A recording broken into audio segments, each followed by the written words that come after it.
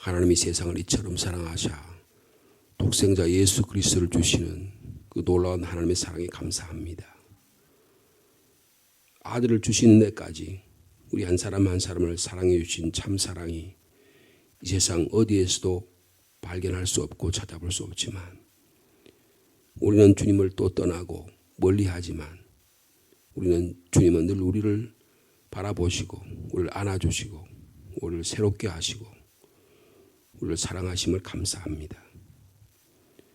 예수 그리스도의 십자가에 나타난 하나님의 사랑 이외에 우리 자신을 구원할 길이 없고 우리를 새롭게 할 길이 없음에 또 주님 앞에 나왔습니다.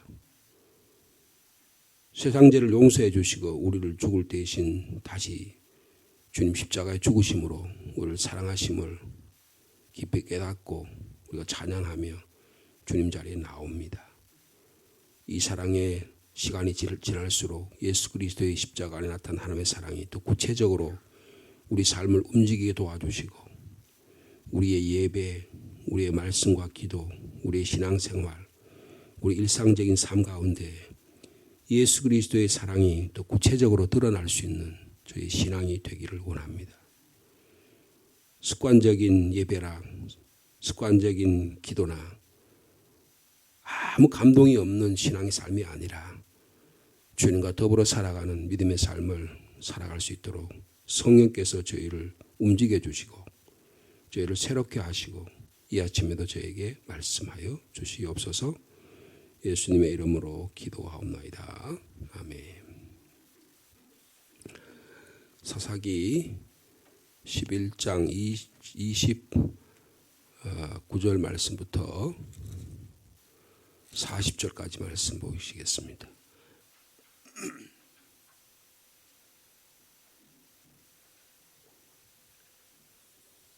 사사기 11장 29절에서 40절 마지막 절까지 말씀 한 절씩 교독합니다. 이에 여호와의 영이 입다에게 임하시니 입다가 길르앗과 므낫세를 지나서 길르앗의 미스베에 이르고 길르앗의 미스베에서부터 암몬 자손에게로 나아갈 때에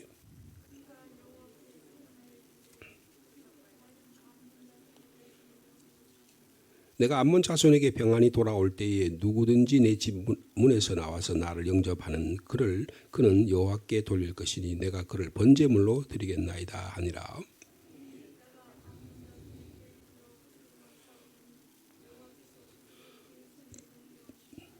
아로엘에서부터 민닛에 이르기까지 20성읍을 치고 또 아벨 그라밈까지 매우 크게 무찌르니 이에 암몬 자손이 이스라엘 자손 앞에 항복하였더라.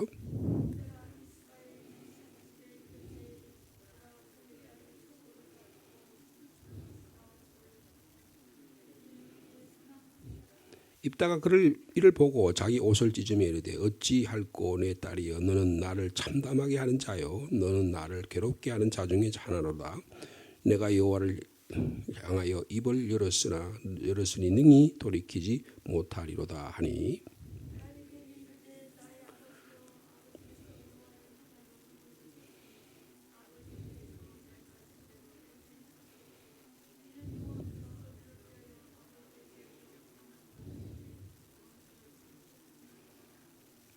또 그의 아버지에게 이르되 이 일만 내게 허락하사 나를 2달만 버려두소서. 내가 내 여자친구들과 산에 가서 나의 처녀로 죽임을 인하여 애곡하겠나이다 하니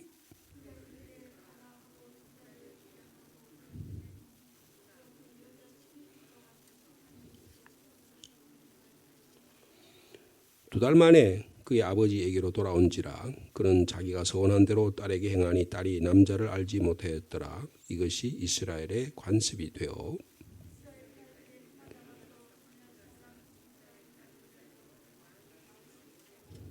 아멘. 오늘 본문은 참 이해하기 어려운 그런 본문입니다. 그러니까 이 입다의 딸이 희생적인 죽음을 당하는. 지금 입다가 암몬 족속과 전쟁하는 전쟁의 내용은 아주 그냥 간단해요. 간단한데 입다의 딸을 누군가 제일 먼저 전쟁에 가서 승리하고 돌아올 때 집 앞에서 자기를 맞이하는 그게 개가 될 수도 있고 동물이 될 수 있을 거고 아니면 사람이 될 수 있을 텐데 함부로 서약을 합니다. 그래서 이 아버지 입다가 슬퍼하는 것처럼 이렇게 희생을 당하는 이런 참 이해하기 어려운 내용입니다. 너무 잔인하잖아요. 이걸 어떻게 이해해야 되느냐라고 하는 게 성경에 있습니다. 입다의 서약과 함께 갈등이 시작되고 비극이 시작되고 어떻게 보면 잊지 않아도 될 수 있는 이런 비극이 여기에 움트고 있는 것을 볼 수가 있습니다. 여러분 서약은 조심스럽게 해야 합니다. 전도서 5장 5절에 보면 서원하고 갚지 아니하는 것보다 서원하지 아니하는 것이 낫다. 그렇게 말할 정도로 서원은 함부로 하는 것이 아닙니다. 서원해놓고 그것을 하나님께 서원해놓고 갚지 않는다는 것은 마치 그것은 내 입으로 내 육체를 범하는 것 같다. 이렇게 말할 정도로 하나님께 서원하는 것은 극히 조심해야 하는데 지금 이 입다가 서원을 했습니다. 하나님께서 암몬 자손을 내 손에 넘겨주시면 내가 평안하게 돌아올 때에 누구든지 내 집문 안에서 나와서 나를 영접하는 그런 여호와께 돌릴 것입니다. 이렇게 그리고 번제물로 드리겠다 이렇게 하나님께 서원하는 것이에요. 그래서 지금 이게 보면 29절에 보면 여호와 영이 입다에게 임했다 그랬습니다. 그러니까 암몬 자손 어저께 우리가 봤을 때 암몬 자손 협상을 했잖아요. 협상이 실패합니다. 성경적인 내용을 통해서 당신들이 나에게 요구하는 그 아르논에서부터 야복강 사이의 땅을 암몬 당신들이 지금 내달라 그러는데 그건 아니다. 그것은 우리가 차지할 땅이다. 그렇게 루벤 자손과 갓 족속이 우리가 분배의 땅이고 당신들이 그것을 요구할 수 있는 정당한 근거가 없다는 것을 아주 성경을 통해서 이야기했는데도 불구하고 이 암몬의 왕은 이것을 받아들이지 않습니다. 그러니까 전쟁이 일어나게 되는 것이죠. 그래서 근데 승리의 결과로 나타나는 게 뭐냐? 폭력이에요. 그래서 이 사사기를 이해할 때 중요한 주제 가운데 하나가 폭력입니다. 어떤 폭력이 일어납니까? 잘못된 서약으로 인해서 딸이 죽임을 당하는 폭력이에요. 가장 큰 폭력은 뭡니까? 사람을 죽이는 것이잖아요. 오늘날 얼마나 많은 폭력이 우리 주변에 일어납니까? 뉴스를 보면 거의 매번마다 매일마다 이 폭력 사건이 일어납니다. 언어적인 폭력, 성적인 폭력, 정치적인 테러 그리고 그것이 더 극단화되면 전쟁 이런 것들이 지금도 끊임없이 지구 곳곳에 일어나고 있는 것입니다. 그 다음에 12장에 가면요. 이제는 피비린내 나는 내전이 일어납니다. 입다가요. 지난번에는 에브라임 족속이 있었을 때는 기드온은 에브라임 족속을 잘 달래가지고 에브라임 족속을 돌려보내고 에브라임과 족속과 좋은 관계를 유지하는데요. 오늘 본문에 보면요. 에브라임 족속과 전쟁을 해요. 피비린내 나는 전쟁을 합니다. 그래서 그러니까 이 지금 사사기가 몇 장까지 있냐면 21장까지 있거든요. 21장까지인데 11장이면 딱 사사기의 정중앙이에요. 그러니까 여기서부터는 어떻게 되냐면 막 전쟁, 그 다음에 사람 죽이는 거, 그 다음에 폭력 이런 것들은 막 피비린내 나가요. 20장에 가면 그냥 자기들끼리 죽입니다. 그리고 같은 지파끼리 싸워가지고요. 베냐민 지파를 완전히 박살을 해요. 그리고 그 레위 제사장의 이 여인을 사람들이 윤곽을 해가지고 사람을 다 막 완전히 작살을 냅니다. 그래서 그 사람이 그 자기 여인의 그 시체를 도망내가지고 12지파에 나눠주고 그래 때문에 전쟁이 일어나는 이야기잖아요. 엄청난 그 비극적인 아주 타락한 이스라엘의 모습이 여기 나타납니다. 왜 그렇습니까? 사사기는 뭘 때문에 그렇다는 거예요? 하나님의 말씀에 순종하지 않기 때문에 이런 일이 일어난다는 거예요. 그 하나님의 말씀을 순종하지 않는 걸 다르게 말하면 우상 숭배가 우리의 삶을 지배하게 되면 하나님이 나의 삶의 중심이 아니라 어떤 다른 무엇이 나를 지배하게 되면 내 자존심이 나를 지배하고 내 힘이 나를 지배하고 나의 어떤 무엇인 외적인 나의 욕망이 나를 지배하게 되면 그 다음부터는 우상 숭배에 깊이 빠져드는 거예요. 그럼 점점 하나님과 멀어지게 됩니다. 하나님과 점점 멀어지면 어떻게 돼요? 내 안에 폭력이 나오는 거예요. 언어적인 폭력이 나오고 그 다음에 손의 폭력이 나오고 그 다음에 무슨 도구가 들리면 그 도구를 가지고 사람을 해치는 폭력이 나오는 것이죠. 과학이 발전하면 그 과학 발전한 기술을 가지고 사람을 죽이기 위해서 핵탄두를 만들고 더 소량화를 만들고 정예화하고 전부 다 이런 일들만 하잖아요. 인간이 하는 행동이 그런 것들이잖아요. 그래서 참 뭐라 그럴까요? 인간이 얼마나 하나님 앞에서 우상 숭배하는 일, 하나님의 말씀을 불순종하는 일, 얼마나 비극적인 일을 만들어내는가 하는 것을 오늘 본문이 우리에게 너무나 잘 가르쳐 주고 있습니다. 그래서 왜 입다가 전쟁에 나가서 승리하니? 물론 오늘 본문에 보면 29절부터 33절까지는 전쟁에 나가 승리하는 이야기 한번 보세요. 어디에서 전쟁이 시작됩니까? 미스베라는 곳에서 29절에 보면 입다가 길르앗과 므낫세를 자기 땅에서 지나서 길르앗의 미스베에 이르다 그랬죠. 그 미스베가 그 전쟁을 시작하는 곳입니다. 그래서 길르앗 미스베에서 암몬 자손과의 전쟁으로 나가게 됩니다. 그리고 서원을 한 다음에 전쟁에 나갑니다. 그랬더니 32절에 여호와께서 그들을 그의 손에 넘겨주셨습니다. 그 다음에 33절 전쟁을 딱 그 33절이 있어요. 보면 아로엘에서부터 민니세리까지 그리고 아벨 그라민까지 매우 크게 무찌르니 20성읍을 쳤다 그랬어요. 그래서 여기가 지금이 어디냐 하면 요르단이라는 곳입니다. 이 요르단의 라빠, 이런 라빠성은 어떤 의미가 있느냐 하면 다윗이요. 나중에 나라를 다 이렇게 정벌한 다음에 다윗이 노년에 이제 안정이 됐을 때 밧세바를 범하잖아요. 근데 밧세바를 범하고 예루살렘에 이제 직구하고 있는데 요압이라고 하는 장군이 나가서 라빠성을 공격하러 가요. 라빠성이 거의 무너질 정도가 됐는데 자기가요, 자기의 범죄 사실을 우리아한테 숨기기 위해서 우리아를 그 라빠성이 제일 최전선에 보내서 라빠성에서 죽게 합니다. 그러니까 그때까지도 아직 이 암몬 족속이 멸망하지 않아요. 그 암몬 족속의 수도가 라빠입니다. 근데 거기가 오늘 어디냐면 요르단이라는 나라의 암몬이에요. 그러니까 암만. 암몬 비슷하잖아요. 그러니까 지금 요르단에 그때 벌써 몇천 년 전에 그 이야기가 지금 아직 성경에 그대로 들어있는 게 근데 그게 아직도 그 사람들이 거기 사는 거예요. 그래서 그 라빠라고 하는 성 주변에 있는 20개 성읍을 그 코앞까지 지금 입다가 공격해서 정복을 합니다. 그러니까 뭐라 그럴까요? 큰 나라를 빼앗는 게 아니에요. 20개 성읍이면 우리나라가 신라 시대예요. 신라 시대에 신라라고 하는 나라가고 경주를 중심으로 해가지고 그 나라 그러니까 부족들 하잖아요. 그럼 그 경상도 어느 정도 조그만 지역, 그 지역을 뺏는 싸움인 거예요. 근데 그런 전쟁이 했다고 생각하시면 되는 거예요. 막 유럽을 뺏고 막 그런 전쟁이 아니에요 지금요. 그래서 암몬 족속이 항복을 합니다. 항복을 하는 거예요. 그러니까 이제 마치 뭐가 같으냐면 신라가 거기 국가에서 부족을 통일하는 것 같은 그 정도라고 생각하시면 돼요. 여기는 지금 예전에 어떤 지역입니까? 후백제가 견훤이 있던 곳이잖아요.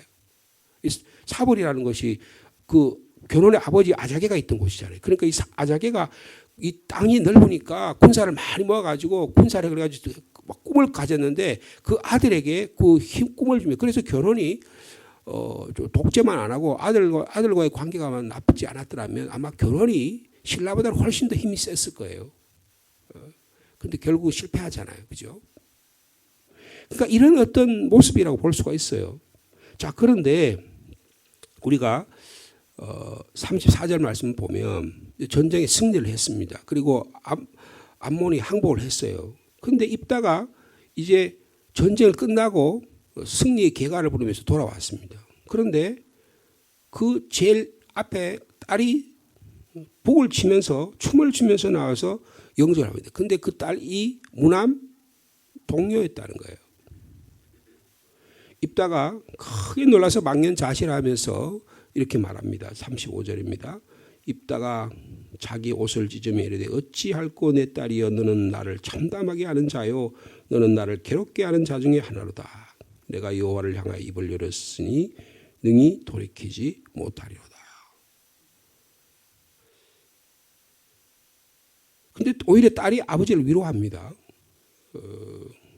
36절에 딸이 그에게 이르되 나의 아버지여 아버지께서 여호와를 향하여 입을 여셨으니 아버지 입에서 낸 말씀대로 내게 행하소서. 이는 여호와께서 아버지를 위하여 아버지의 대적 암몬 자손에게 원수를 갚으셨음이니이다.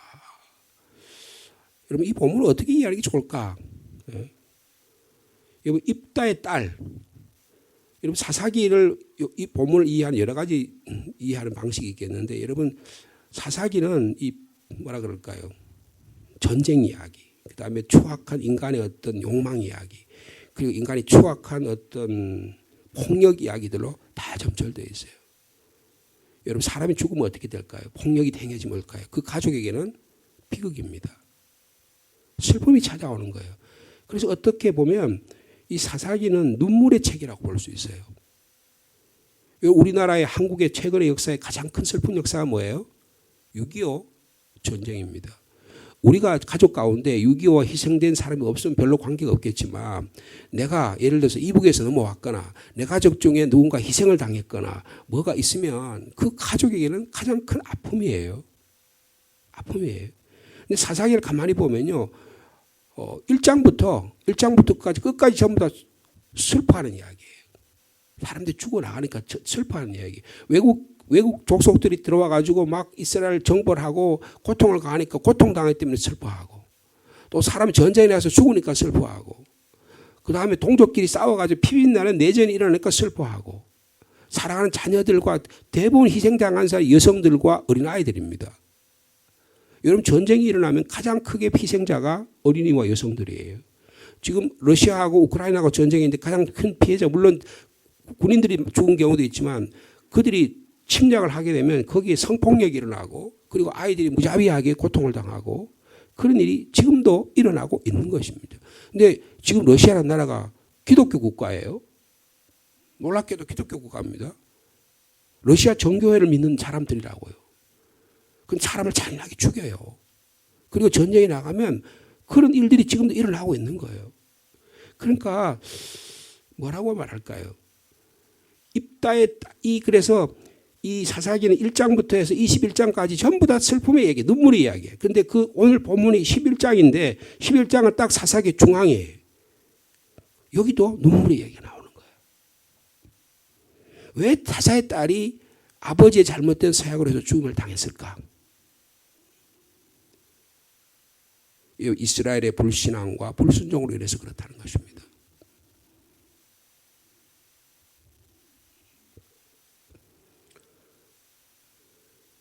입다의 딸은요, 인간의 불순종과 불신앙이 만드는 희생 제물이에요. 여러분, 예수 그리스도는 어떤 분이십니까? 인간이 범죄한 범죄에 대한 하나님의 희생 제물이에요. 여러분, 사랑은 희생이 없이는 결코 일어나지 않습니다. 누군가가 부모의 희생이 없이 교회의 성도들의 희생이 없이 하나님의 공의와 하나님의 사랑이 나타날 수가 없어요. 여러분 입다의 이 죽음을 인해서 2달 동안 아버지한테 슬픔을 위해서 시간을 달라고 하고 그리고는 자기가 스스로 희생적인 죽임을 당하잖아요. 죽음을 당하잖아요. 그런데 아버지 슬퍼하지 말라 그러잖아요.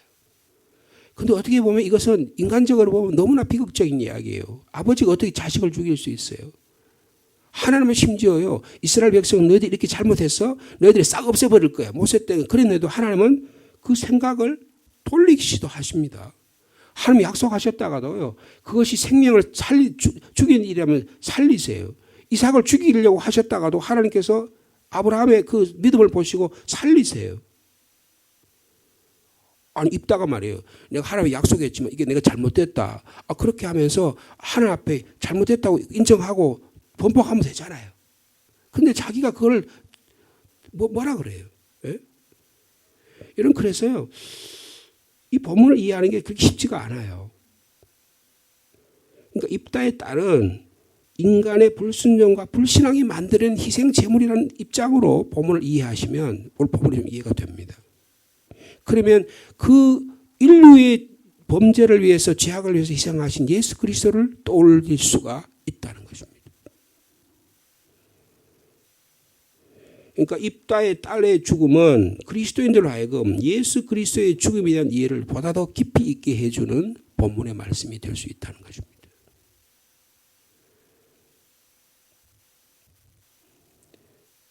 입다의 딸과 같이 예수님도 우리 인간의 불신앙으로 인해서 불순종으로 인해서 희생적 죽임을 당하십니다.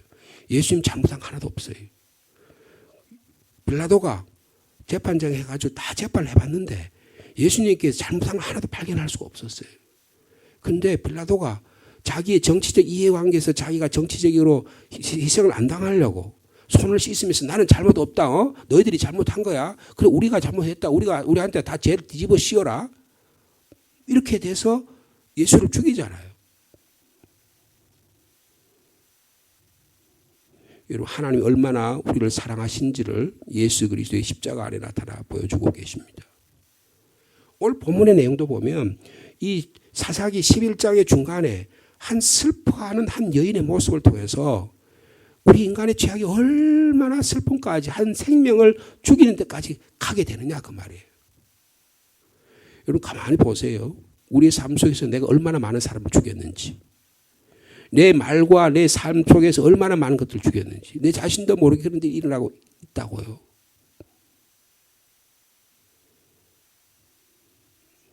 여러분 하나님의 희생적인 사랑이 없이는 이 땅이 결코 존속될 수 없음을 말씀하고 있습니다. 오늘 우리의 신앙이요 예수 그리스도의 십자가의 사랑이 어디로 저 뒤편에 가 있어요.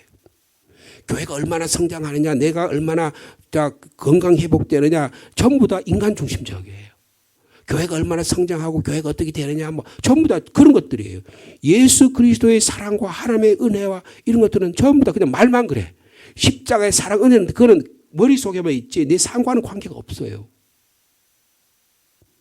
근데 구체적으로 어떠냐 하면 슬프게 되고 희생적인 사랑이 있고 사람이 죽어나가고 전쟁을 통해서 비참한 일들이 일어나는 이런 내용이에요. 여러분 사사기는 끊임없는 우상 숭배와 인간의 불신앙으로 인해서 이것이 계속적으로 반복합니다. 우리 삶 속에 그렇지 않아요. 하나님 말씀 듣는 것 같다가도 조금만 하면 하나님을 벗어나지. 하나님 말씀대로 살아가는 것 같다가도 하나님과 관계없는 삶을 살잖아요. 그리고 에라 모르겠다 막. 그러면서 또 그 양심에 무딘 양심이 내가 칼날처럼 우리 양심이 더 날카로워야 되니 그렇지 못하게 되니까 어떻게 해요? 점점점 무뎌지잖아요. 코로나19 처음에는 내가 하나님 예배 드리는데 이렇게 돼서 되겠나 싶은데 이제는 의뢰 조금만 하면 마스크 쓰고 교회 안 나오는 거예요. 그래도 괜찮다고 생각하는 거예요. 그러면 오늘 사사기에서 이 입다의 딸의 죽음이 그럼 선한 거예요? 결코 선하지 않습니다. 여러분 이 사사기를 쓴 사람들, 이 저자는 사무엘은 잘못했다는 거예요. 입다의 잘못된 서약으로 인해서 이 딸이 죽은 것은 희생적인 죽음은 잘못된 죽음이에요.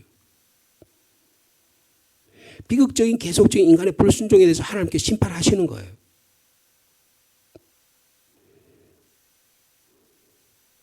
아까 제가 러시아 이야기를 했더니 말씀을 드렸지만 예수라는 이름으로 교회라는 이름으로 사람을 지금 무자비하게 죽이고 있습니다. 그런데 우크라이나 사람들도 러시아 종교를 믿어요. 예? 러시아 사람들도 러시아 종교를 믿어요. 동일하게 하나님 믿는 사람들인데 하나님 믿는 사람까지 죽이고 뽑고 찢고 뽑고 하는 거예요. 예? 우리가 예수 믿는 사람인데 같은 교회 안에서 찢고 뽑고 하는 거예요. 사람을 칼로 죽이는 건 아니지만 언어적인 폭력을 통해서 눈빛을 통해서 사람의 행동을 통해서 우리가 그렇게 할 수 있다고 말이에요. 인간이 얼마나 하나님께 불순종으로 하나님부터 떨어져 있을 수 있느냐를 말씀해 주고 있는 것입니다. 그런데 오늘 이 입다의 딸은 무남 동녀인 하나밖에 없는 딸은 말이에요. 눈물을 흘리면서 희생적인 죽음으로 자기가 뚜벅뚜벅 걸어 들어갑니다. 여러분, 입다의 죽음과 예수 그리스도의 죽음의 공통점이 뭐냐면 희생적인 죽음이라는 거예요.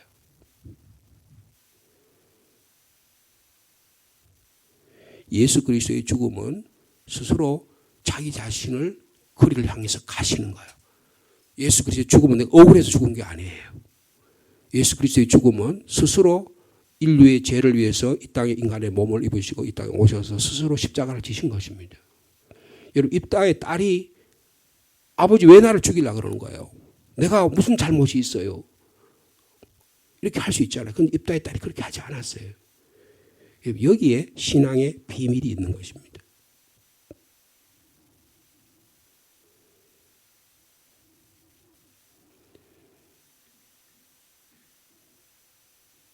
여러분, 예수 입다의 딸이 그래서 2달 동안 애곡을 하잖아요.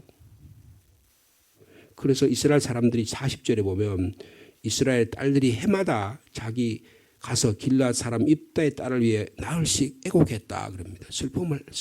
슬퍼하는 것이죠. 여러분, 슬픔을 슬퍼하는 것입니다.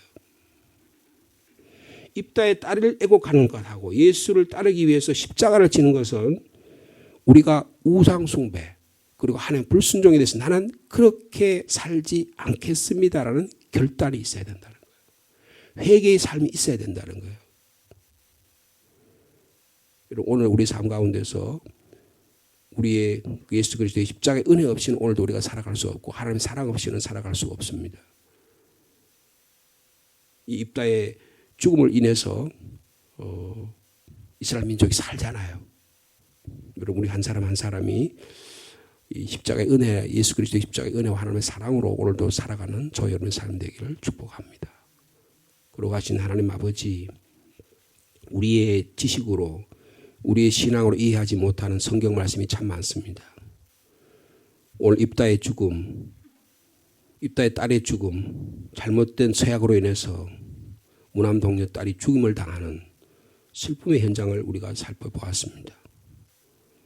예수 그리스도의 십자가의 죽음을 통하지 않고는 이 입다의 딸의 죽음을 결코 이해할 수 없습니다. 가만히 우리의 삶을 들여다보면 내가 여기까지 이제까지 살아온 것, 부모님의 희생적인 사랑과 헌신이 없었으면, 나를 위해서 눈물로 기도하는 교회의 목사님들과 교회의 성도들의 기도가 없었더라면, 누군가 나를 위해 친히 간구하는 소리가 없었다면, 많은 분들의 희생적인 섬김과 삶이 없었다면 내가 여기까지 올 수 없었는데, 마치 내가 잘나서 내 믿음이 뛰어나서 이렇게 된 것처럼 우리가 살아갈 때가 얼마나 많습니까? 우리가 자녀를 키워보고 교회를 섬겨보면 희생적 섬김이 눈물의 삶들이 얼마나 소중한 것들인지를 저희들이 다시금 깨닫습니다. 우리 주 예수 그리스도의 십자가의 은혜를 깨닫는 이 시간이 되게 하여 주옵소서. 주님의 십자가의 사랑에 우리를 향해서 낮아지시고 비우시고 자기를 온전히 물과 피를 쏟으신 그 하나님의 사랑으로 인해서 오늘 주님 앞에 고개 숙입니다. 우리의 삶에 수많은 이런 비극들이 일어나고 있습니다. 예수 믿고 하나님 섬긴다는 사람들이 이렇게 오늘도 전쟁을 일으키고 양심에 무디어져서 비참하고 비극적인 일들이, 추악한 일들이, 참혹한 일들이 이 땅에 일어나고 있습니다. 주님, 우리의 양심이 하나님 말씀 앞에서 날카로워지기를 원합니다. 얼마나 하나님 우리를 사랑하면 우리가 주님 앞에 범죄한 일이 얼마나 무서운 일인지 깨닫게 도와주시고, 주님, 두렵고 떨리는 마음으로 나 자신을 바라보고 상대를 바라보고 생명을 사랑하는 마음이 우리 가운데 살아 움직일 수 있도록 인도하여 주옵소서. 오래 예배를 드리고 습관적인 신앙생활을 하다 보면 생명 사랑은 다 사라져버리고, 주님이 애끓는 심정으로 생명을 위해서 이 땅에 오셔서 하셨던 모든 사역들은 다 사라져버리고 그 결과만 보고 얼마나 성공했느냐, 얼마나 성장했느냐, 얼마나 번영했느냐, 그 결과만 보고 사람을 평가하기 쉬운 이런 시대에 살아갑니다. 그 안에 희생되는 사람들의 수없는 눈물과 아픔과 죽음을 우리가 잊어버리기 쉽습니다. 우리는 예수 믿는 자들입니다. 예수 그리스도의 십자가의 은혜를 경험하는 자들입니다. 우리 삶 속에 예수 그리스도의 십자가의 은혜가 더 구체적으로 살아 움직일 수 있도록 주께서 함께하여 주시옵소서. 이 날씨가 점점 추워지고 추수가 이루어지는 계절입니다. 우리의 삶 속에 예수 그리스도의 십자가의 은혜가 더 풍성해지고 그리스도의 십자가의 사랑이 더 구체적으로 우리의 삶을 움직이는 예수 그리스도 믿는 십자가의 피가 더 우리의 삶을 온몸을 흐르는 저의 삶이 될 수 있도록 주께서 인도하여 주시옵소서. 오늘도 기도의 제목을 가지고 주님께 조용히 고개 숙입니다. 오늘 주신 말씀을 깨닫게 도와주시고 어찌하면 주님의 십자가의 사랑을 내 삶 속에 내 가정에서 이 교회 안에서 섬겨 나갈 수 있을 것인가 깨닫는 귀한 시간이 될 수 있도록 주께서 인도하여 주옵소서. 예수님의 이름으로 기도하옵나이다. 아멘.